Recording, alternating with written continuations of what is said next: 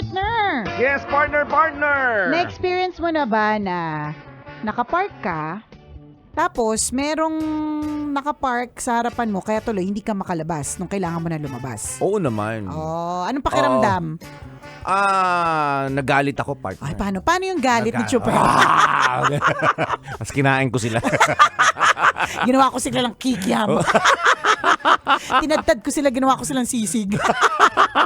Mas malala ka pala dito sa ibabalita ko eh. Ako, nangangain ako ng tao. Pati nga sasakyan, kinain ko eh. Talaga? Sobrang galit ko eh. Grabe. Oh. Ang galing mo talaga dun sa part na tambucho na lang yung natira. Charot. Nagtira ka pa. Nakita ko kasi maitim eh. Hindi nagpalinis ang tambucho. Sabi bad ko, yun. Bad for the environment. Kainin mo na lang. Ganon. Anyways, partner, ganyan yung eksena. Anyari. Meron ako napanood na video. Di ko naman alam kung nag-trending siya, pero nag-appear lang siya sa feed ko. Nag-appear lang siya sa feed ko. Alam Kasi, mo, may 2 likes. Diba? Kakapost niya lang kasi. hindi, 4, partner. Apat. 5. Nilike ko eh. 5 na kami. Ikaw na yung pang-5. Oo. So, eksena partner, di syempre, may nakapark, tapos may humarang. Oo. So, yung humarang, nangyari to sa sa NAIA terminal. So, yung humarang partner, buntis. Okay. So, kasi ang buntis partner, ihiin yan. Oo. Ihiin. So, ang ginawa niya, dahil siguro iniihin na si buntis, naglagay siya ng note dun sa kanya sasakyan. Na naglagay siya ng note na umihi lang siya, pakitawagan yung number kapag kailangan or whatever, ganyan. Oo. Tapos, babalik lang din siya agad. So, nung pagbalik niya partner, yung ginawa niya, parang yun yung best way. Basta umarang talaga siya sa mga sasakyan. So, pagbalik niya partner, yung may-ari ng mga sasakyan na hinarangan niya, talagang minumura talaga siya. As in, mula ulo mo kang paa. Mula ulo. As in, sobrang galit na galit. Kaya yung reaction ng mga netizens. Paano sila nagalit? Paano? Basta nagmumura sila, bawal sa radyo partner. Mamaya. Demo ko.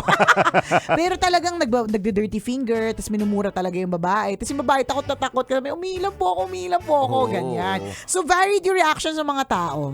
Oo. May mga iba na grabe naman yung reaksyon, hindi talaga nabibili. Kahit gaano kakyaman, hindi talaga nabibili ang magandang asal. Yan lagi kapag nakita tayo ng dekotse na nag-asal na hindi maganda, lagi mababasa mo yan sa comment section, hindi po talaga nabibili ang class. Yan. Or hindi talaga nabibili ang magandang asal. Ganyan. Tapos meron din namang mga nagsasabi na, ikaw ba na maharang ka? Kung nagmamadali ka na rin naman talaga. Sitwasyon sa airport, lagi nga, di ba? Ang mga tao, laging nagmamadali. Totoo, may hinahabol na oras. Laging may papasok or papalabas. Sa true, di ba? Ganun ang eksena. Hindi ka ba rin magalit? Totoo nga diba? naman. Pero para sa akin, gets ko naman yung nakakagalit kapag hinarangan. Lalo kung walang note. Yung bigla nilang yung napaka-irresponsable. May mga ganun sobrang irresponsible. Iba mo iisip, may aalis dyan. What if emergency? What if whatever? Diba? Yung mga ganun. Pero really ko lang, OA lang na reaction nila.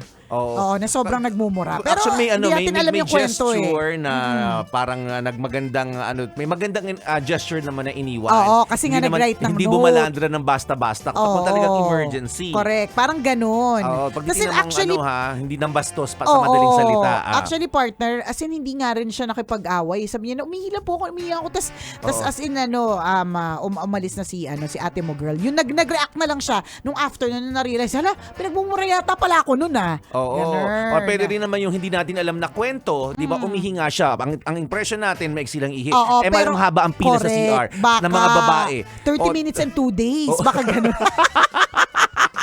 Hindi natin diba na kaya masasabi. nagalit din yung mga tao kasi 30 minutes pala sila naghihintay. Ganon. Hindi natin alam ang buong kwento. So, lagi nating tatandaan sa bawat video na mapapanood natin, picture na makikita po natin, madami pong kwento dyan. Yes. Kaya wag kang basta-bastang magja-judge. Tama.